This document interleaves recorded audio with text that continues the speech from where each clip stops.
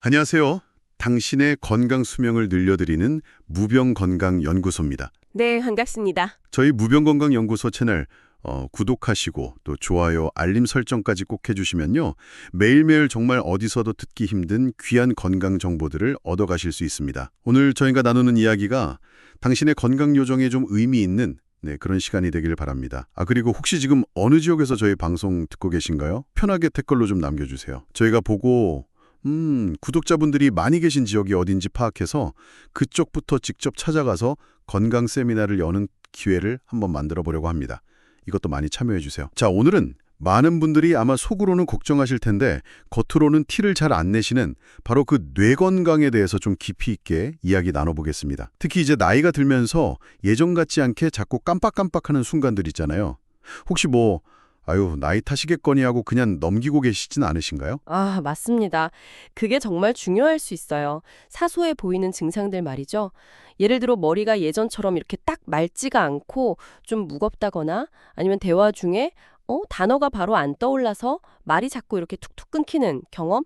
또 분명히 아는 건데 이름이 가물가물하다거나 이런 기억력 저하 같은 것들이요. 이게 그냥 단순히 세월이 흘러서 그렇구나가 아닐 수 있다는 거죠. 우리 뇌 속에요. 정말 눈에 보이지도 않을 만큼 아주 가느다란 혈관, 바로 그 모세혈관이 서서히 막히기 시작하면서 나타나는 그런 초기 신호일 수 있습니다. 뇌가 우리 몸 전체의 컨트롤 타워다. 이런 건 다 아는 사실인데 그 기능을 유지하는데 그 모세혈관이 그렇게까지 결정적이라는 거는 좀 생각 못했던 부분인 것 같아요. 네, 바로 그겁니다. 그게 중요해요. 뇌 구석구석 정말 미세한 거미줄처럼 쫙 퍼져 있는 게 바로 모세혈관이거든요. 뇌세포 하나하나에 직접 산소랑 영양소를 마지막으로 딱 배달해주는 그런 최종 배달부 역할을 하는 거죠.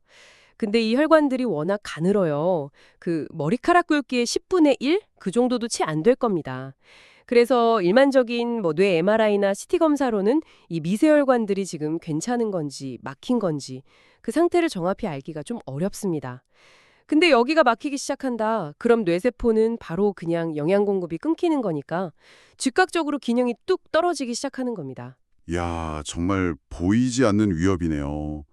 그럼 큰 혈관만 괜찮다고 해서 안심할 건 아니군요.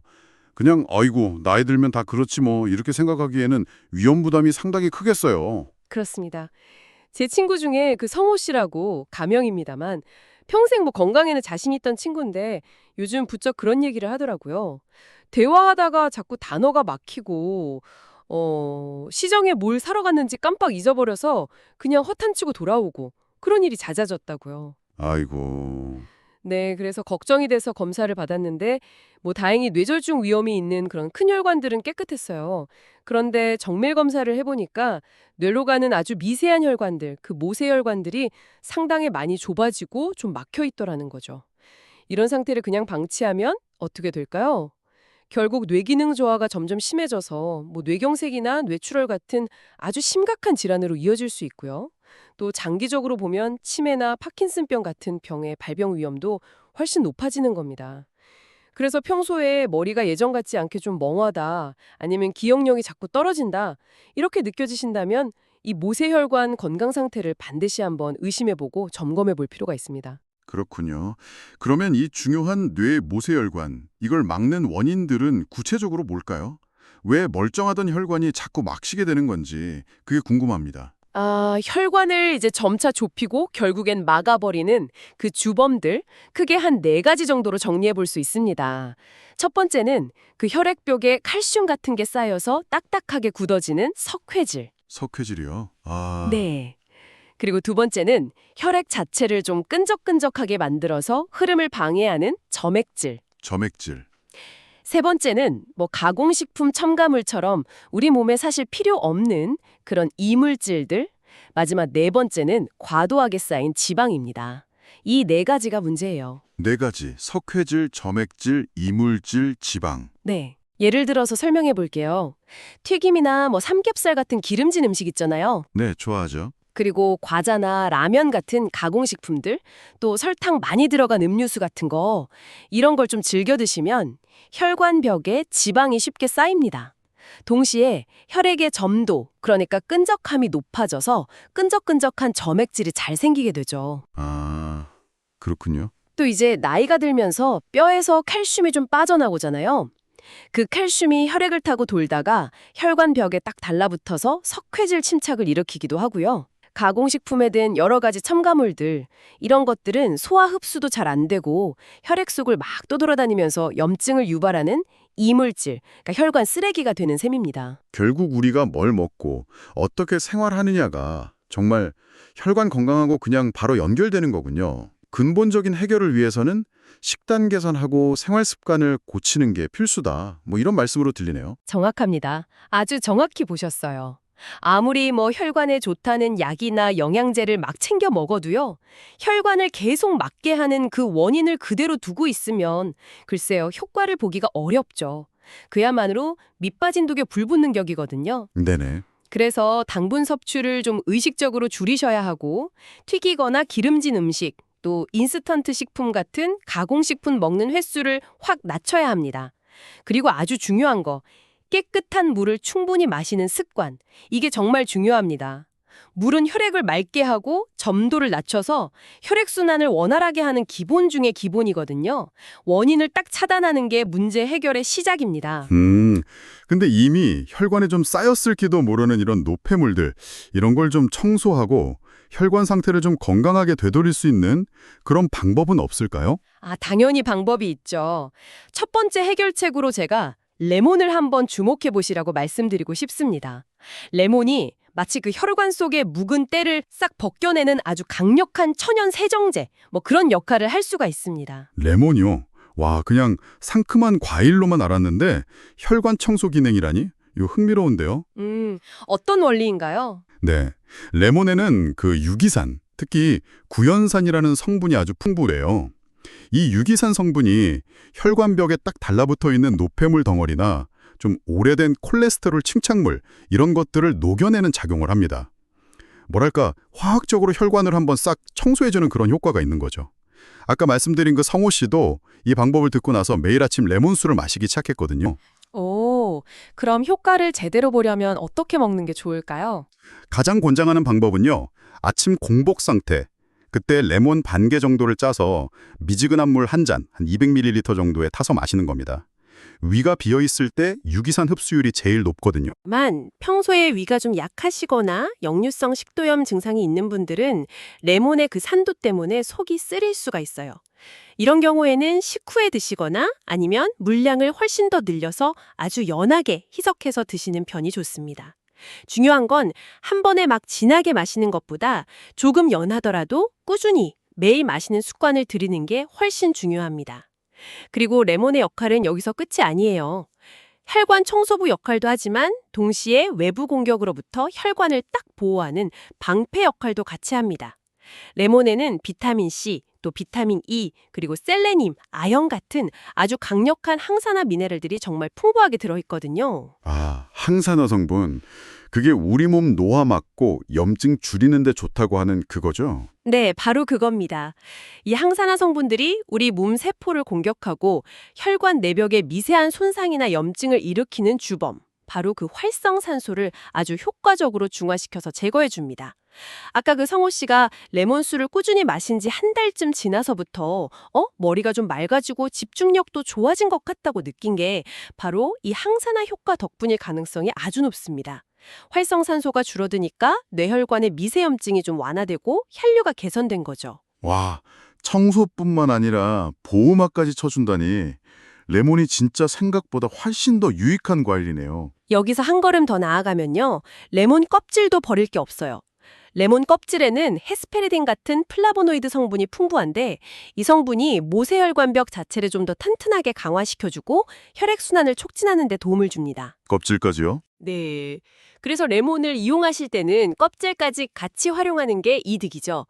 다만 이제 수입 레몬 같은 경우는 껍질에 농약이나 왁스 코팅이 남아있을 수 있으니까 굵은 소금이나 베이킹소다, 식초 같은 걸로 표면을 아주 깨끗하게 세척한 후에 사용하시는 게 안전합니다. 그렇게 세척한 껍질은 잘게 썰어서 말렸다가 차로 우려 마셔도 좋고요.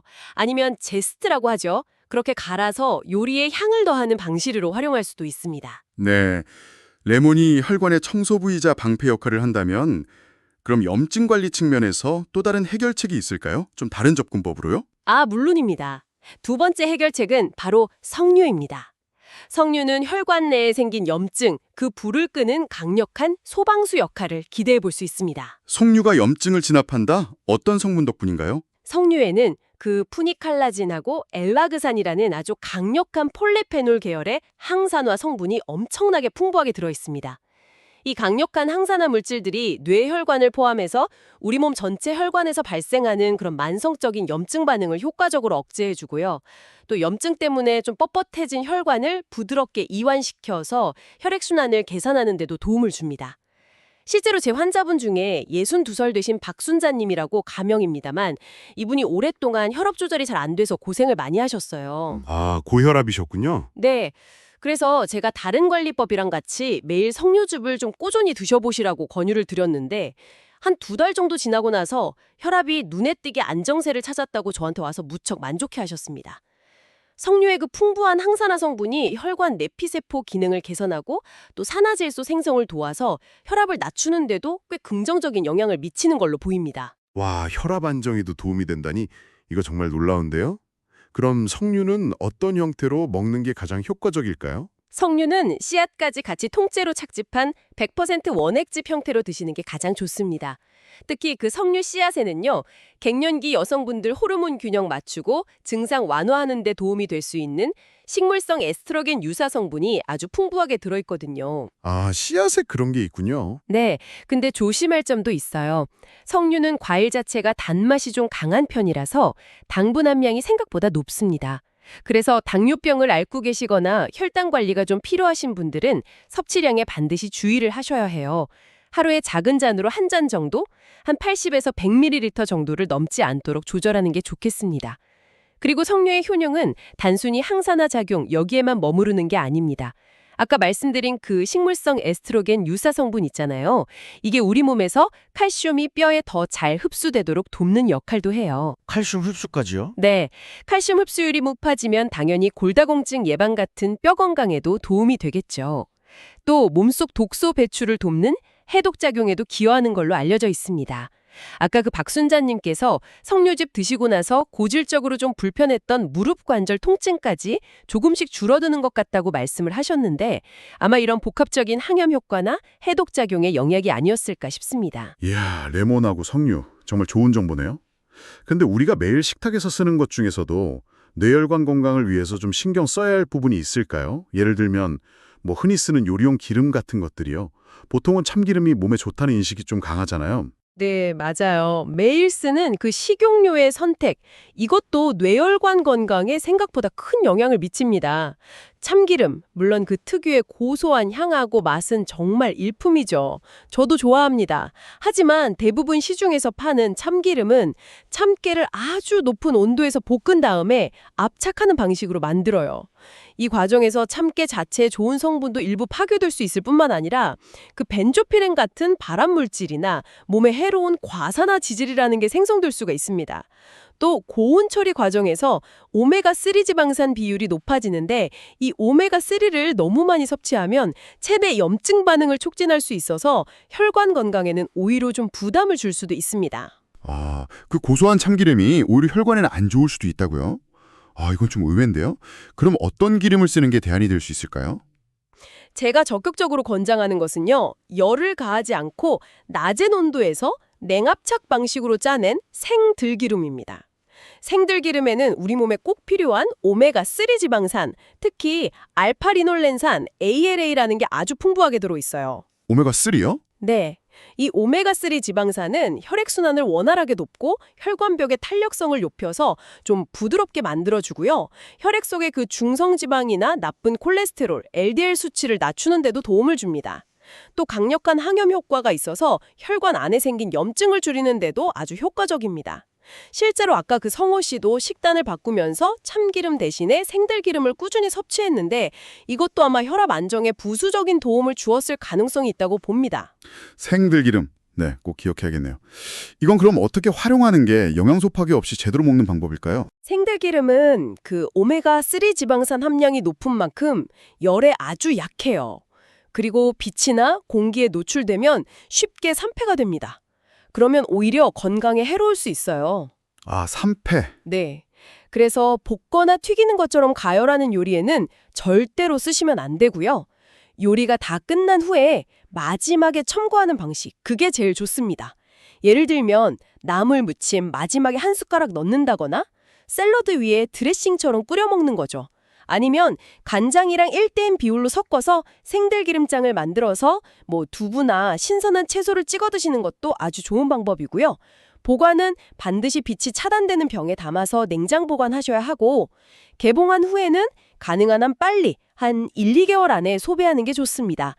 대용량 제품보다는 작은 병으로 자주 구매해서 신선하게 드시는 걸 강력하게 추천합니다. 말씀을 쭉 듣다 보니까 활성산소라는 말이 계속 나오는데요.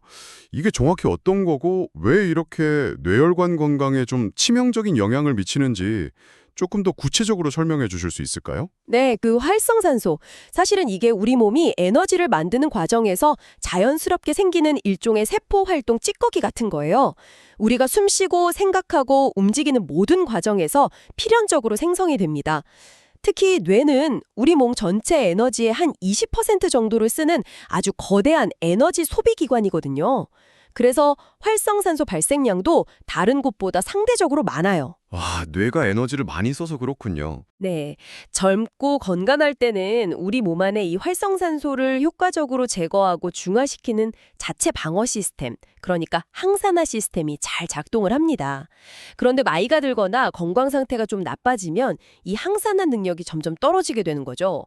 그렇게 제때 처리되지 못하고 과도하게 쌓인 활성산소는 굉장히 불안정한 상태예요. 그래서 주변의 정상세포들을 그냥 막 다치는 대로 공격하고 손상시킵니다. 뭐랄까, 쇠붙이가 공기랑 만나서 녹이 쓰는 과정하고 비슷하다고 생각하시면 좀 쉬울 것 같아요. 아, 세포가 녹쓰는 거네요. 그렇죠. 특히 혈관 내벽 세포를 공격해서 염증을 일으키고 혈관벽을 딱딱하고 두껍게 만들어요. 이게 동맥경화죠. 그러면서 혈관 내부를 좁아지게 합니다. 이것이 바로 뇌 모세혈관이 막히는 주요 원인 중 하나가 되는 겁니다. 여기에다가 평소에 짜게 먹는 식습관까지 더해진다. 그럼 문제가 더 심각해집니다. 과도한 나트륨, 그러니까 소금은 세포 내 대사 과정에 부담을 줘서 활성산소 생성을 더 촉진시키거든요. 이렇게 많이 만들어진 활성산소는 뇌혈관뿐만 아니라 뇌 신경세포 자체에도 직접적인 손상을 줍니다.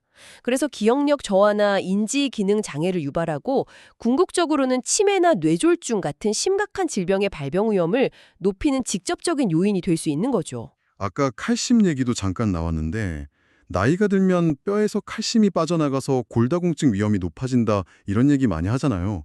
이 칼슘 문제가 뇌혈관 건강하고도 관련이 있을까요? 아주 중요한 부분을 짚어주셨습니다. 칼슘 하면 보통 그냥 뼈나 치아 건강에만 꼭 필요한 영양소다 이렇게 생각하기 쉬운데요. 사실 우리 몸속에서 훨씬 더 다양하고 중요한 역할을 많이 수행합니다.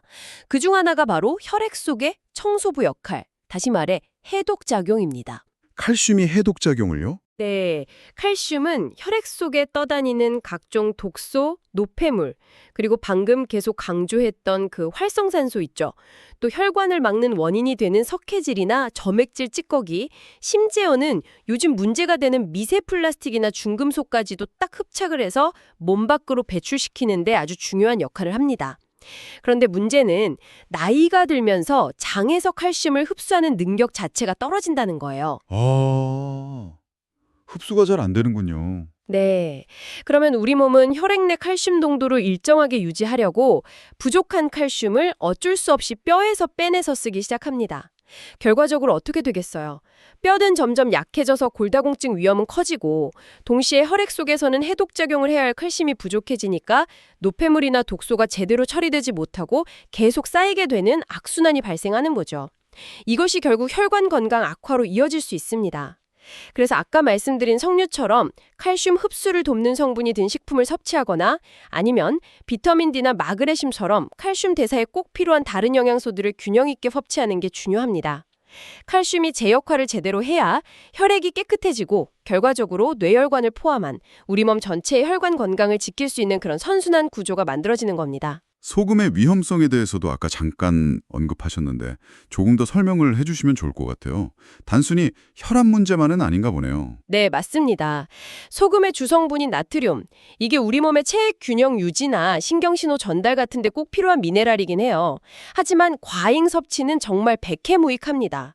세계보건기구 WHO에서 권장하는 하루 소금 섭취량이 5g 이하거든요. 나트륨으로는 2000mg 정도인데 5g. 생각보다 적네요. 그렇죠. 근데 안타깝게도 한국인의 평균 소금 섭취량은 이걸 훨씬 넘는 경우가 많습니다. 아무래도 국이나 찌개, 김치, 젓갈, 장아찌 같이 염분 함량이 높은 음식을 즐겨 먹는 식문화 때문이겠죠. 과도한 나트륨 섭취는 혈압을 높이는 가장 큰 원인 중 하나일 뿐만 아니라요. 세포 안으로 너무 많이 들어가서 삼투압 불균형을 일으키고 세포 기능 자체를 방해합니다. 이 과정에서 세포는 스트레스를 받고 결과적으로 활성산소 생성이 확 증가하게 되는 거예요. 즉, 짜게 먹는 습관 자체가 우리 몸, 특히 아주 민감한 뇌혈관과 뇌신경세포를 직접적으로 공격하고 손상시키는 행위가 될 수 있다는 점을 꼭 기억하셔야 합니다.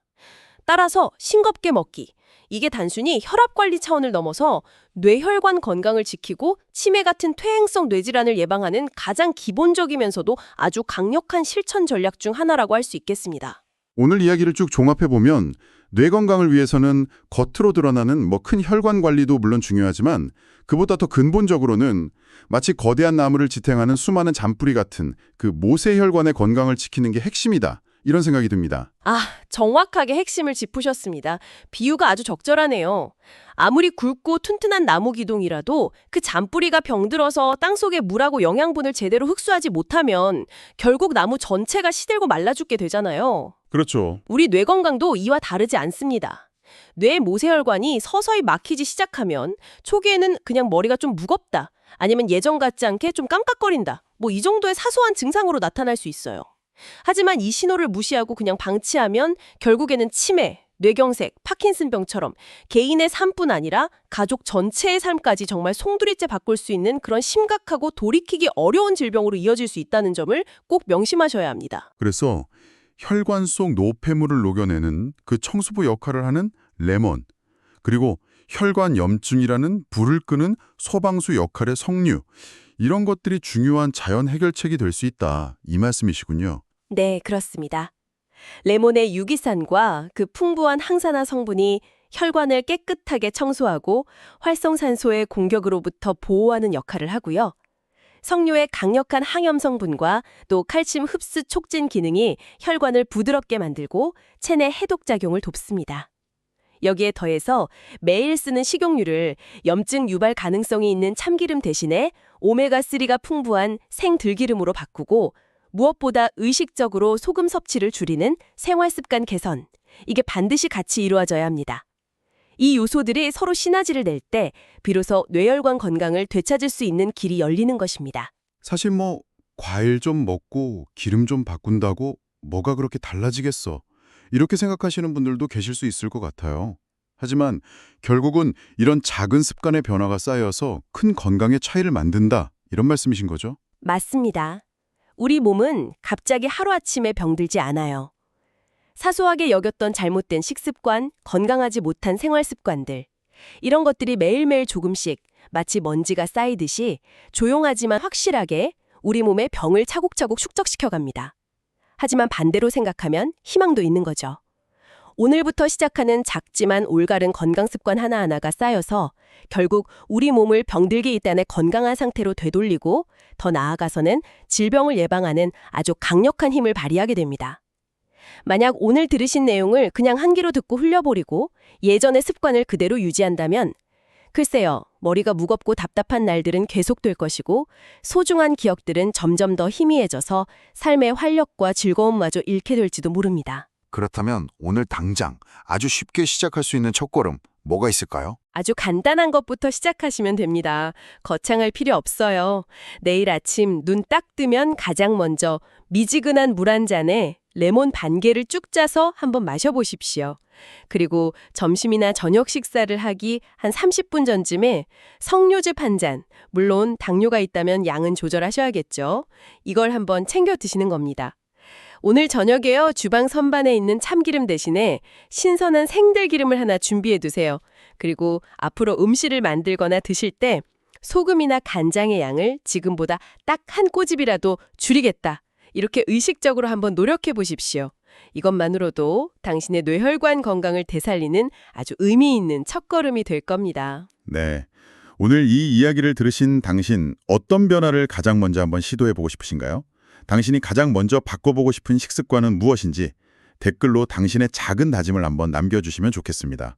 서로의 다짐을 보면서 응원하고 또 함께 건강해지는 여정을 만들어가면 더 힘이 날 것 같아요. 네, 좋은 생각이네요. 다음 시간에는요, 이렇게 식습관을 개선하는 노력과 더불어서 하루에 딱 5분만 투자해도 막힌 뇌혈관을 뚫어주고 더 튼튼하게 만들 수 있는 아주 간단하면서도 효과적인 운동 습관에 대해서 자세히 소개해드릴 예정이니까요. 다음 시간도 꼭 기대해 주십시오. 오늘 저희 무병건강연구소가 준비한 이야기는 여기까지입니다. 당신의 빛나는 건강 그리고 행복한 내일을 저희가 진심으로 응원하겠습니다. 구독과 좋아요, 알림 설정은 저희에게 정말 큰 힘이 됩니다. 잊지 마세요. 네, 다음 시간에 더 유익한 정보로 다시 찾아뵙겠습니다. 모두 건강하십시오.